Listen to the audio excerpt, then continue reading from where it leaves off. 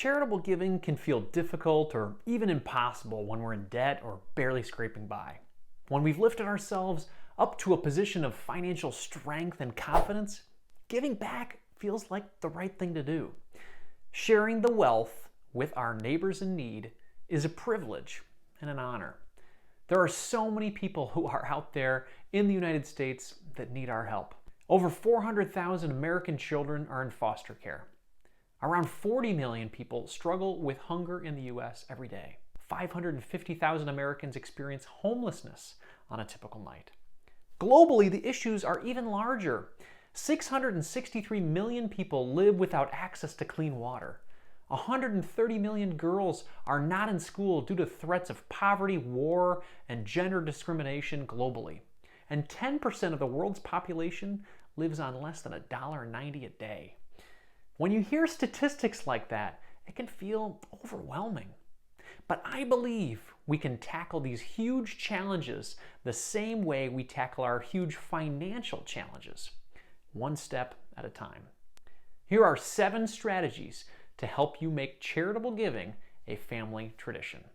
Number 1, ladder up your giving. You may not be giving much today, but that doesn't mean you can't change. Set a goal to increase your giving by 1% or 2% and pick a realistic time frame to make that happen. My family did this over the past few years, and it's been an exciting adventure of discovering what is most important to us. In 2017, we realized we were only giving 1% of our income, but there was nothing wrong with that. We just felt like we could give more. We set a goal to give 3% the following year, and we did it. Last year, we laddered up to 5%.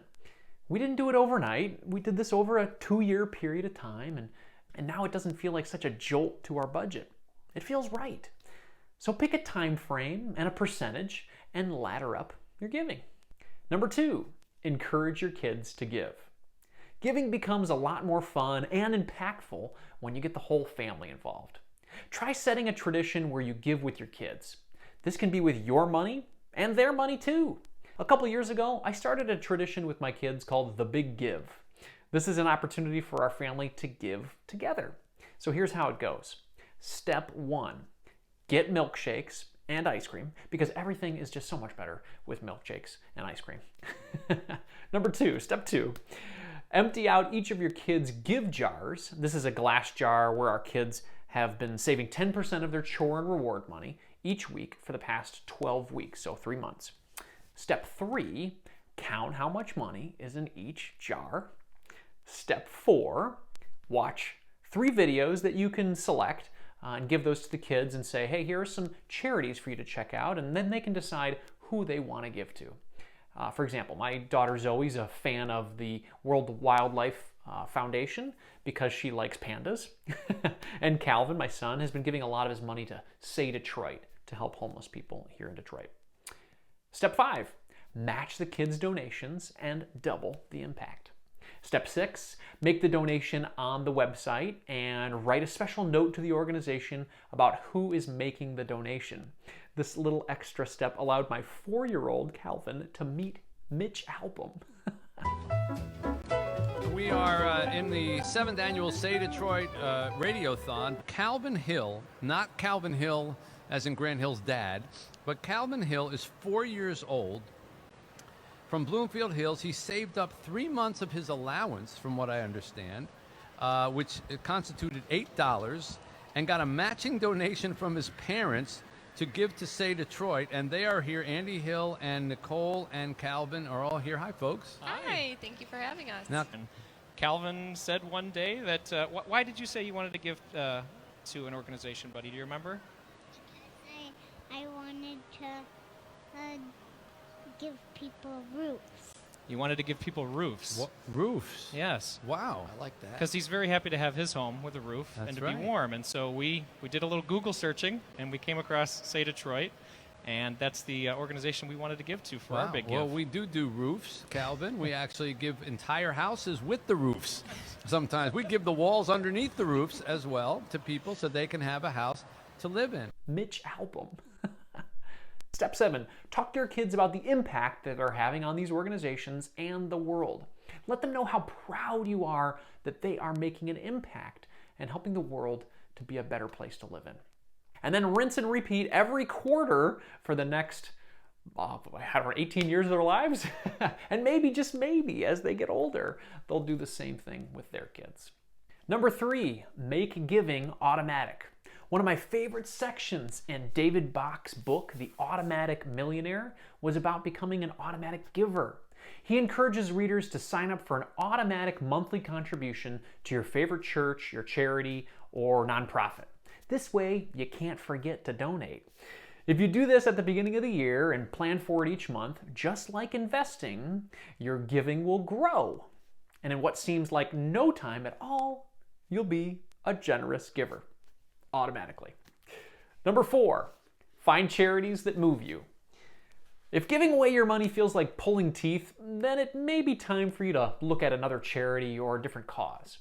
Give your money to an organization that lifts up your heart and makes you feel like your money is going to make the world a better place. Here are a few charities that I admire and I've actually had a chance to interview on my podcast. The first one is Together We Rise. It's an organization dedicated to giving kids in foster care a better life. And the second one is Child Help. They protect kids against child abuse around our country. And the last one, She's the First. It's a nonprofit dedicated to helping girls globally get the education they deserve. So find organizations that align with your values and create a fire in your belly. The majority of my charitable giving goes to organizations that are focused on giving kids a better shot at life. So ask yourself, what do I care about the most? Who inspires me? What wrong do I want to make right in my community and my country? I think these types of questions are some of the most important ones that we can ask ourselves. Number 5, give big year-end gifts. We've talked about the power of sinking funds for our everyday finances, but how about using a sinking fund for some big giving? Instead of giving $100 per month to your favorite charity, consider giving a one-time $1,200 donation. How fun would that be?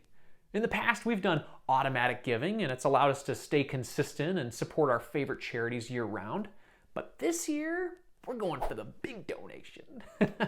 I'm not sure which one we're going to like more, but experimenting with giving can be fun.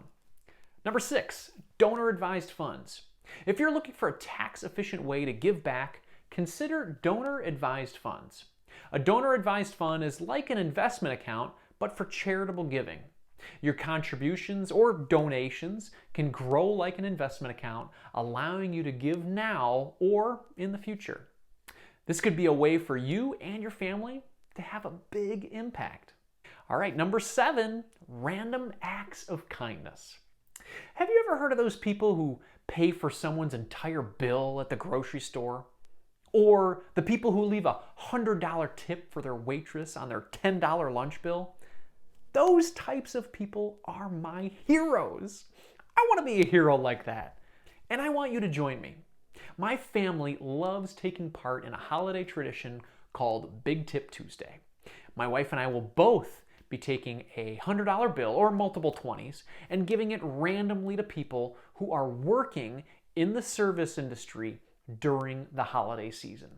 Now, these folks are paying off debt potentially, or providing for their families during the holidays, or just simply working to make ends meet. They might be working at your favorite fast food place, or driving you in a Lyft or an Uber, or cutting your hair. Consider bringing a smile to their face with a big tip. And maybe, just maybe, that kindness will have a ripple effect that will make others smile as well. I'd love for you to join me, my family, and other folks in our community. Let's make a difference in people's lives. My goal is to spread $1,000 of joy during the holiday season to our hardworking neighbors in the service industry. So if I could get even 8 more of you to join me with $100 tips, we'd be there. We'd get to that over $1,000. So comment below and tell me about your plans or how you gave. This could be a lot of fun. And if you don't want to do it, that's fine. Just enjoy the other 6 things that I shared in this video. This is what the holidays are all about. Giving with all of your heart. Well, those are the 7 ways to make charitable giving a tradition in your family. I would love to hear from you. Which of these do you like the most? Or what traditions do you have in your family that promote charitable giving? Or what do you plan to do this holiday season? Please let me know in the comments below. This is Andy Hill from Marriage, Kids, and Money signing off. Carpe diem.